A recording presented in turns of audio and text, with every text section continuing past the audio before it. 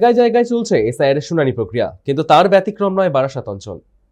বারাসাতের 1 নম্বর ব্লকে শুনানির নোটিশে চরম হয়রানির অভিযোগ এই ব্লকের মোট প্রায় 2,62,000 ভোটারের মধ্যে প্রায় 70,000 মানুষকে নোটিশ পাঠানো হয়েছে। একদিনেই 5,000-এরও বেশি ভোটারকে শুনানিতে হাজির হতে বলা হয়েছে বলে দাবি স্থানীয়দের। জানা গিয়েছে 2002 সাল থেকে ভোটার তালিকায় নাম থাকা সত্ত্বেও একাধিকবার হাজির হতে বলা হচ্ছে। কেউ কেউ 3 বার বা তারও বেশি নোটিশ পেয়েছেন। উপরন্তু শুনানি সেন্টার বাড়ি থেকে অনেকটা দূরে হওয়ায় কাজকর্ম ছেড়ে এত দূরে যেতে চরম ভোগান্তিতে পড়েছে সাধারণ মানুষ। এর জেরে এসআইআর এর প্রতি একরাশ ক্ষোভ উগরে দিয়েছেন তারা। তাদের অনেকের মতে এই প্রক্রিয়ার নামে সাধারণ ভোটারদের অকারণে হয়রানি করা হচ্ছে। পাশাপাশি ঘটনাকে কেন্দ্র করে প্রশ্ন উঠেছে প্রশাসনের ভূমিকা নিয়েও।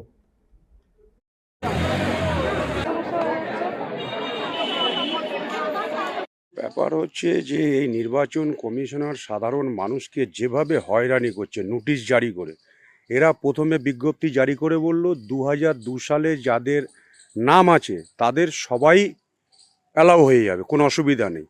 এই নিত্য নতুন এক একটা করে ফরমান জারি করছে, মানুষের হয়রানির শেষ নেই। মহিলাদের ক্ষেত্রে বিবাহিত মহিলারা দূর দূরান্ত যাদের বাপের বাড়ি, তাদের কাগজপত্র জোগাড় করতে তো সময় যাচ্ছে, একদিন নয় বারংবার এই বিডিও অফিস কোথায়, একটা গ্রাম পঞ্চায়েত কোথায়, এই যে দূরত্ব, সারাটা দিন অর্থনৈতিক অবরুদ্ধ, একদিকে পেটের টান চলছে। আমরা 2বার এসেছি, আর তারপরে একবার হিয়ারিং হয়েছে, আবার হিয়ারিং। প্রথমে বিএলওর অ্যাপসে এসেছিল, সেখানে বিএলওর নো রেকর্ড ফাউন্ড দিয়ে করেছিল, জমা দিয়েছিল, সে এন্ট্রি করে দিয়েছিল। পরবর্তীকালে ফের বিএলওর এন্ডে আসে, বিএলও সেখান থেকে আমার কাছে ডকুমেন্টস নিয়ে তার আন্ডারটেকিং দিয়ে সেখানে আপলোড করে দিয়েছিল, বিএলও আন্ডারটেকিং ফর্ম দিয়ে। তারপরেও আমাকে নোটিশ ধরিয়ে দিয়েছে, বলছে আপনাকে হিয়ারিংয়ে যেতে হবে। আমাদের বাড়ি থেকে বিডিও অফিসের দূরত্ব প্রায় 15 থেকে 16 কিলোমিটার। দ্বিতীয়ত আমাদের রুটি রুজি সন্ধানকে পরিত্যাগ করে, মানে পুরো কাজের জায়গাকে পরিত্যাগ করে আমাদেরকে রেগুলার বিডিও অফিস নাহলে পঞ্চায়েত অফিস ছুটে বেড়াতে হচ্ছে। এখন দেখছি যে আমার বাবার নাম থাকা সত্ত্বেও আমাকে 3বার এই হয়রানির শিকার হতে হচ্ছে।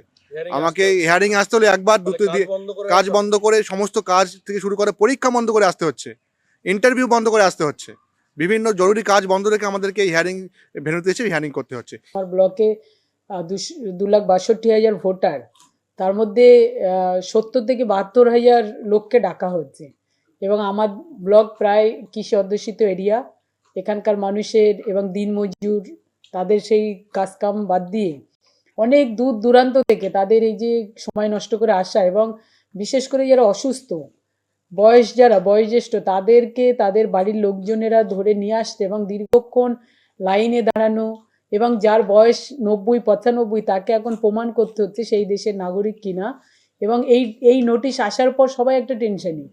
নির্বাচন কমিশনের কোনো নিরপেক্ষতা নেই। সংবিধান মেনে যদি ওনারা এসআইআর করতেন তাহলে সুস্থভাবে, সুন্দরভাবে অনেক আগে থেকে এই প্রস্তুতি নিতেন। আমি আমার এরিয়ায় আমি দেখেছি প্রতিনিয়ত মানুষ ফোন করছে, আমার 3টে সন্তান, আমারে দেখানো হচ্ছে 6টা সন্তান। এই তার 3টের জায়গায় 6টায় এই নির্বাচনটা কে করবে? মানে তার যে আরও 3টে সন্তান আসলো, এই বিষয়টা কেন আসবে?